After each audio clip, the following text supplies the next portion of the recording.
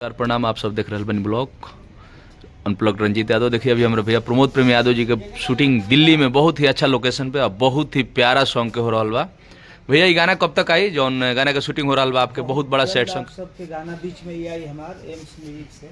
जी जी आज हम दिल्ली में शूट करते हैं जहाँ एम्स म्यूजिक चैनल का भी 3 गो गाना हो तो तीनों बहुत बड़ा बड़ा गाना बता। आप सब जरूर एक बार गाना को सुनो, प्यार आशीर्वाद दे।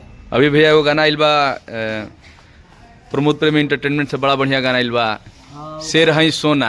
शेर हई सोना जो गाना बहुत प्यारा सॉन्ग है। हाँ। और गाना का आप सब बड़ी प्यार देता नहीं। एक बार आइडियो छूटल बा, वीडियो बहुत जल्द आप सबको बीच में। एगो सलोनी म्यूजिक से भी गाना आइल बा रजैया ओढ़ के, बहुत प्यारा गाना आइल बा रजैया ओढ़ के, जो गाना बहुत प्यारा बा।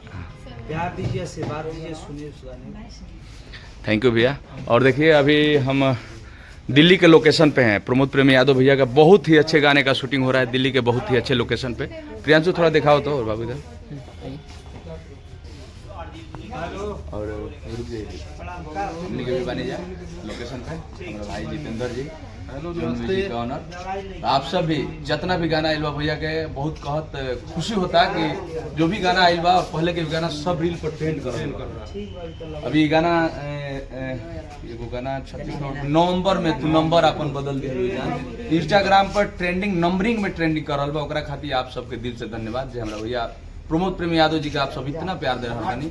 परी लागे एगो ऐतिहासिक गाना बनेनी आप सब भोजपुरी के, तो ओकरा खातिर भी दिल से धन्यवाद। आप सब हमारा ब्लॉग में बना रही, ऐसे ही प्यार दी। जो भी हमारा भैया के न्यूज आई लेटेस्ट कोई भी न्यूज आई तो सबसे पहले unplugged Ranjeet Yadav news channel पे आई और हमारा Facebook page Ranjeet Yadav page के भी आप सब प्यार दी। देखिए हम दिखा रहा बनी कैमरामैन हमारे छोटे भाई प्रियांशु प्रेमी यादव, बहुत अच्छा सिंगर भी है। तो पूरा टीम हमने आइल भी, पूरा टीम हमने आइल बनी जा दिल्ली में अपना भैया के शूटिंग करावे खातिर, शूटिंग में भाग लेवे खातिर।